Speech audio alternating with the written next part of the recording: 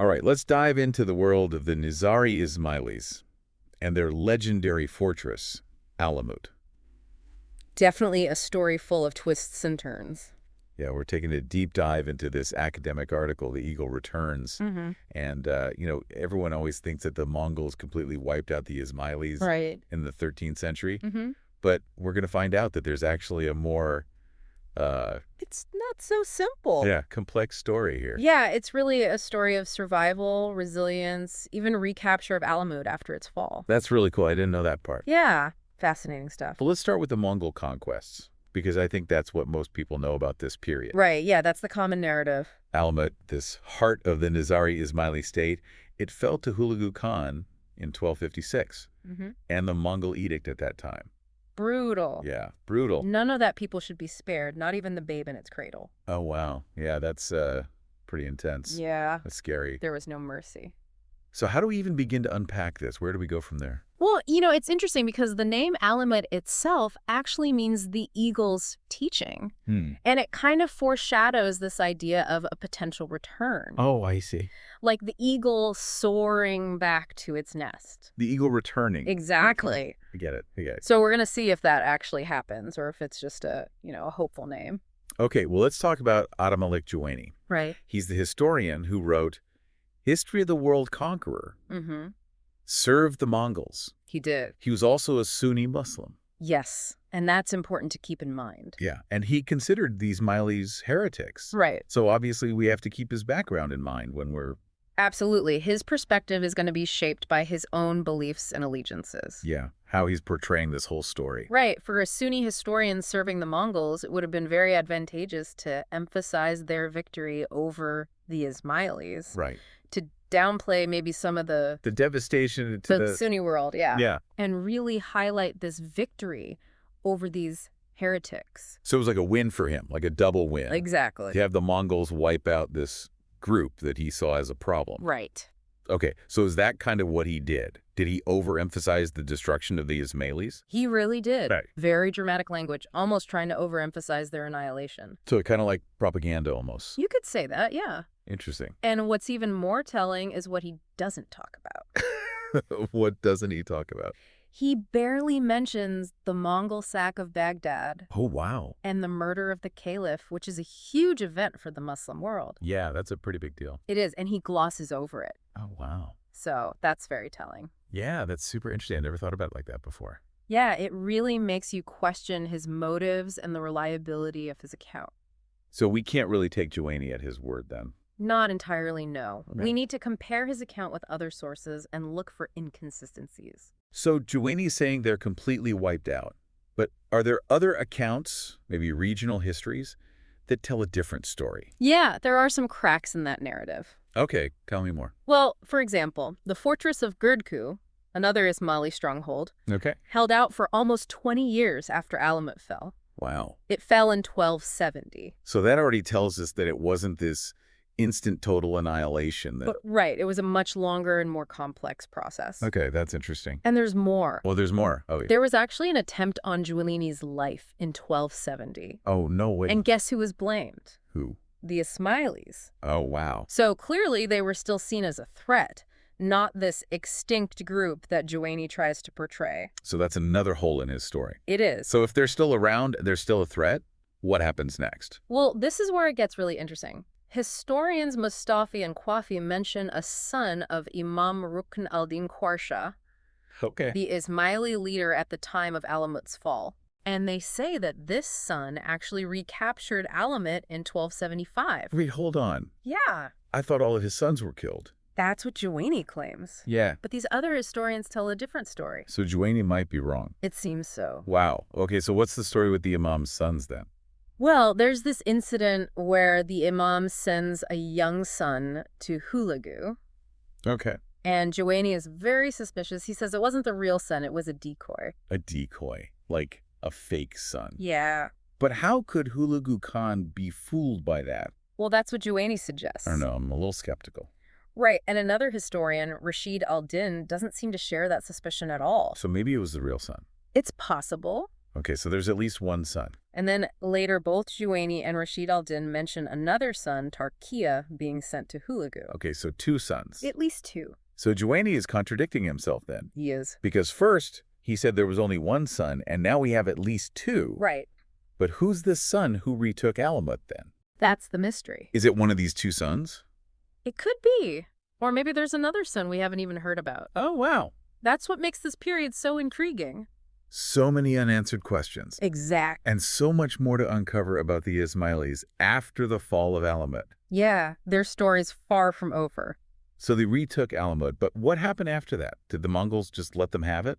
Well, it's important to remember that the Mongols never fully conquered Dilan, Okay. the region where Alamut is located. Right. So even though they lost Alamut again, Okay. the Ismailis likely maintained some level of autonomy. So they were still there, kind of operating in the shadow. Exactly, in the shadow of the Ilkhanids, the Mongol rulers of Persia.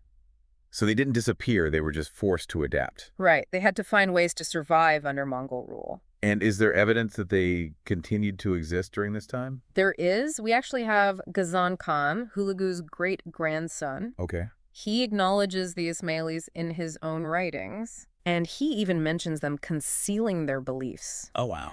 suggesting they were practicing a form of religious dissimulation to survive. Oh, that's so interesting. So they're having to hide who they are to survive? Exactly. That must have been so difficult. It was a dangerous time to be an Ismaili. But they persisted, They did. and they found ways to maintain their faith and community. It's a testament to their resilience and adaptability. But I imagine it wasn't always peaceful, right? Yeah. I mean, the Mongols were known for their brutality. Right, and there were definitely clashes. Like what? Well, in 1307, Uljaitu Khan led a pretty brutal campaign in Gilan. Oh, no. Yeah, many Daylamites, likely including Ismailis, were forced to flee into the jungles. So another attempt to crush them. Yeah, but even then, they endured. It's amazing how they just kept bouncing back. They did. But eventually, the Mongol Ilkhanate crumbled, right? It did. So did that create an opportunity for the Ismailis? It did. That power vacuum gave them a chance to regroup and reassert themselves. And we know from Mustafi's Nuzhat al-Qulub, written in 1340, that the Ismailis were still a significant presence in many mountainous districts. So even after all that, they were still around, still holding on. They were clinging to those mountainous regions. It's really a testament to their determination It is. and their ability to adapt. Absolutely. So what happens next? Yeah. Do they fade into obscurity, or do they make a comeback? Well, by 1368, Daylaminin appears to have been under the control of an Ismaili leader, Qiyas Saif al-Din Kushaiji. Ah, so they're back in a position of authority. They are. You'd think they'd finally get a moment of peace, You would think. but I'm guessing that's not the case. You're right, the region was far from stable. What happens? Saif al-Din faces a new challenge. The Zaidi ruler, Sayyid Ali Kia. Another power struggle. It is, but it's more than just territory. What do you mean? There's a strong religious element to this conflict. Okay, tell me more. Sayyid Ali Kia sends Saif al-Din a letter denouncing the Ismailis, essentially giving him an ultimatum. Get rid of them or else. Wow, what a predicament. It was. So what does Saif al-Din do? Does he back down, or does he fight for his people? He chooses defiance. Oh, wow. He declares his loyalty to the Ismaili faith. So no backing down. Nope. He makes it clear he won't abandon his community. Bold move. He was. But I bet Sayyid Ali Kia didn't take that lightly. He didn't. He mobilized his troops. And I'm guessing Saif al-Din was ready to fight back. He was, in true Ismaili fashion. Okay, so we have a clash brewing. We do. Tell me about the battle. Well, the two sides met in 1377. Okay. And unfortunately for Saif al-Din, his forces were routed. Oh, no. He was captured and executed by Sayyid Ali Kia's forces. Wow, that's a devastating blow for the Ismailis. It was. It seems like every time they gain some ground, they get pushed back again. It's a constant struggle for survival. And it must have been so demoralizing. It was a difficult time. But knowing the Ismailis, I doubt this was the end of their story. You're- They wouldn't just vanish after this setback, would they? They wouldn't. Who comes next? This is where another intriguing figure enters the scene. Okay, who is it? Kudawand Muhammad, a descendant of the Imam. Okay. He steps up to rally the Ismailis in the region. Ah, so a new leader emerges. He does. But I'm sensing there's a but coming. You're good at this. I try. There's actually some debate about Kudawand Muhammad's exact identity. Okay, what do you mean? Well, some scholars believe he was Muhammad Shah bi Mumin Shah, Oh. while others, based on new evidence from the Haf Nukta, suggest he might have been Imam Islam Shah bi Qasim Shah. So we have a bit of an identity crisis here. We do. Is there any way to determine which identification is more likely? Well, that's where those fascinating Ginanic texts from the Indian subcontinent come in. Oh, right, the Ginans. Yeah. What do they say? They actually identify Alamut as the residence of Imam Islam Shah, which lends more weight to that identification. So these Ginans, a collection of religious literature from India, are providing clues about events happening back in the Alamut region. It's amazing, isn't it? It is. It's like they're these unintentional historical sources. Exactly. Giving us these glimpses into this period. It just goes to show how valuable these sources can be, especially when dealing with periods where traditional historical accounts are scarce or biased. Right. And that's just the beginning of what the Ginans reveal about the Ismailis during this turbulent period. Okay, I'm definitely intrigued. So let's talk more about those Ginans. Let's do it. So we're turning to those Jainins now. Mm-hmm. Those religious texts from the Indian subcontinent. Yeah, they give us this really unique perspective on the Ismailis during this whole chaotic time period. It's almost like we're looking through this back door Yeah, exactly. to see what their lives and beliefs were like. The Ginans weren't meant to be historical records, which makes them even more valuable in a way. Right, because they weren't trying to. Yeah, there's no agenda. Yeah. They're just these expressions of faith and devotion. It's like we're putting together a puzzle using clues from like the most random places. And it's fascinating how they all fit together. Yeah, and you mentioned that these Ginans even talk about places like Alamut and Dalaman. Right, which suggests some kind of link between the Ismailis in India and those back in their former stronghold. So even though their central stronghold was gone, they still felt this connection to the Imam, their central leader. Exactly. And what's really fascinating is that the Ginans actually mention the collection of religious dues. Oh, wow. Which means that even after all the upheaval of the Mongol conquests, the Ismaili religious leadership structure was still functioning. So they were still organized. You were. Still operating as a community. Right. They didn't just disband and disappear. Makes you wonder if they were trying to rebuild. Yeah. Maybe even establish a new center of power. It's definitely a possibility, and the Ginans give us some clues about where the Imam might have been during this time. Oh, okay. Several compositions attributed to Pir Sadr al-Din, who was a prominent Ismaili leader in India during the 14th century. Okay. They mention Dalam, or even Alamut, as the residence of Imam Islam Shah. So they might have actually gone back to Alamut. It's possible. That's amazing. Yeah, it adds another layer to their story of resilience. But I remember you also said there's a suggestion that the Imam might have moved his base. Right. What do the Ginans tell us about that? So here's where it gets interesting. Okay. The references to Alamut as the Imam's residence, they completely disappear in Ginans, attributed to authors who came after Pir Sadr al-Din. Oh, wow. It's like Alamut is suddenly off limits, or at least not the center of their world anymore. That's a pretty big change. It is, and it suggests that the Imam must have moved his base sometime during Pir Sadr al-Din's lifetime. Do we know when exactly? Not exactly, but there's actually a Jinan attributed to Pir Sadr al-Din himself. Okay. Where he describes departing from Alamut. Oh, wow. So that adds more weight to this idea that the Imam had relocated. So we might actually have a rough time frame for this shift. Yeah, which is pretty remarkable considering how little information we have about this period. But it still leaves us with the question, where did the Imam go? Right, that's the big mystery. Do the Ginans give us any clues? Unfortunately, they're less specific about the Imam's location after this point. Oh, okay. But historians believe this shift marks the beginning of what's called the Anjudan period. Okay, what's that? It's a period where the focus of Ismaili leadership likely moved to a new, possibly undisclosed location. So they went underground. In a way, yes. It makes sense after all the chaos and violence in the Alamut region. Right. They needed a fresh start, a place where they could rebuild and practice their faith without the constant threat of attack. So they adapted. They did. And they found a way to keep their community alive. Exactly. And it shows just how resilient and adaptable they were. It's an incredible story. It is. But the Ginans aren't the only source that sheds light on this period, right? Yeah. Right. We mentioned earlier that there's also evidence from Khorasan. Another region affected by the Mongols. Exactly. And it supports the idea of continued Ismaili activity in the Alamut region. What kind of evidence are we talking about? Well, there's this text called the Nasaya al-Muluk. Okay. It was written by Jalali Qaini. Okay. who, unlike Juwayni, was no fan of the Ismailis. So he's not biased in their favor. Not at all. He actually saw them as a threat. Oh, wow. And he was tasked with stamping out their presence in Koustan. So even this hostile source acknowledges their existence. He does. He writes that some Ismailis returned to Alamut after the death of Imam Rukn al-Din Khorshah. And even more significantly, he notes that during his own time, Ismailis in Koustan were still sending their religious dues to Alamut. Wow, so they're still connected. Yar! Even this guy who wants to get rid of them admits that. He does. It's a pretty powerful piece of evidence. It really shows how their story just couldn't be silenced. Exactly, even by those who sought to erase them. And it highlights the importance of considering the biases and motivations of our sources. Absolutely, whether they're sympathetic or hostile. So we have Juwayni's account, which we know is biased. Right. And then we have these other sources, both supportive and hostile, that paint a much more nuanced and complex picture of Ismaili survival.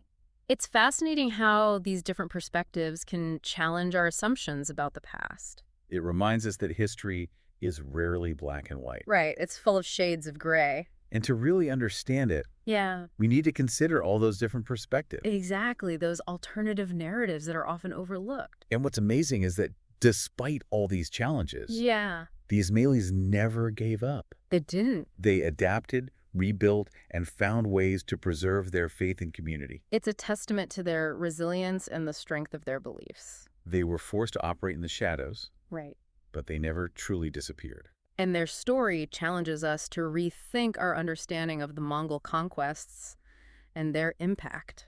The Mongols might have toppled empires, but they couldn't extinguish the flame of belief and the spirit of resilience that burned within communities like the Ismailis. It's a powerful story. It is. And it makes you think about the power of faith and community in the face of adversity. Absolutely. But our deep dive into the Ismailis wouldn't be complete without meeting Ghazari Questani, an Ismaili poet who lived in the aftermath of the Mongol conquests.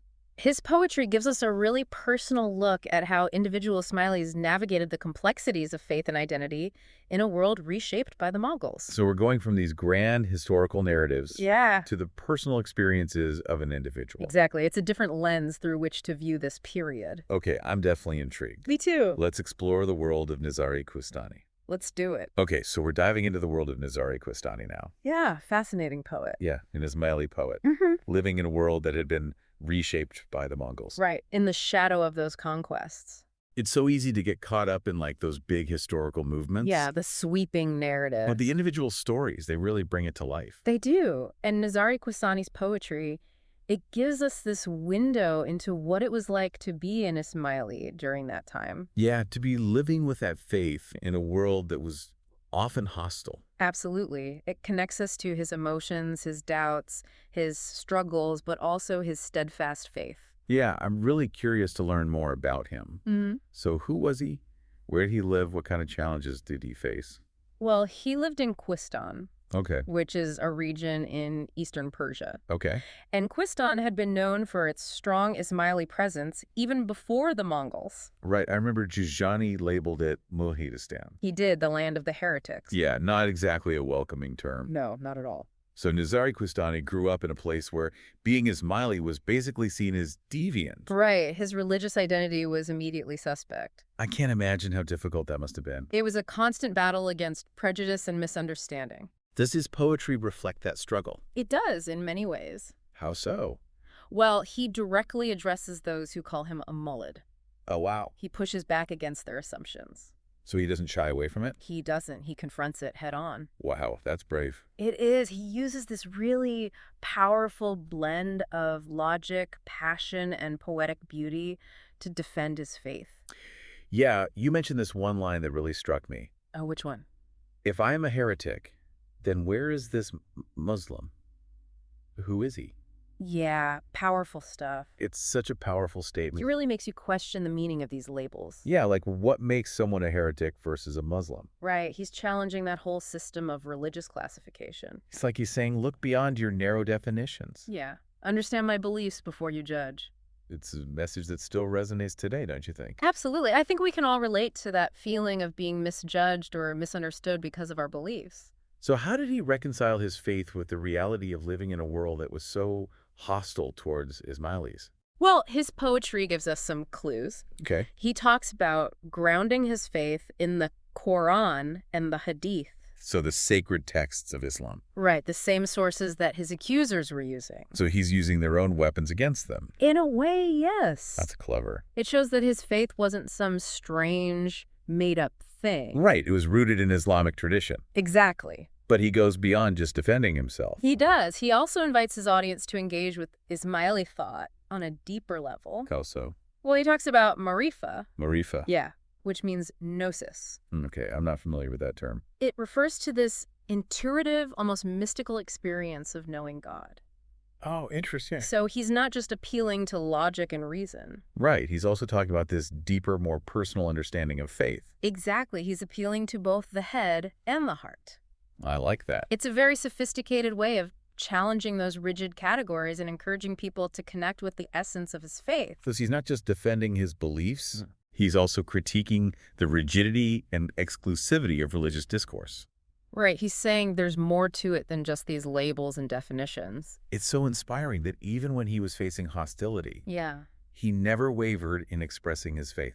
He didn't. His poetry is a testament to that. To the power of belief. And resilience. Yeah, in the face of adversity. And he does it with such skill and eloquence. His verses are beautiful. Yeah, they really are. They offer these timeless insights into the human search for meaning and belonging. It's a reminder that even amidst chaos and persecution, Yeah. the human spirit can endure and find ways to express its deepest truths. I'm really struck by how much we've learned in this deep dive Me too. from all these different sources. Yeah, it's been quite a journey. Academic articles, historical chronicles, religious texts, even poetry. It shows how interconnected history is.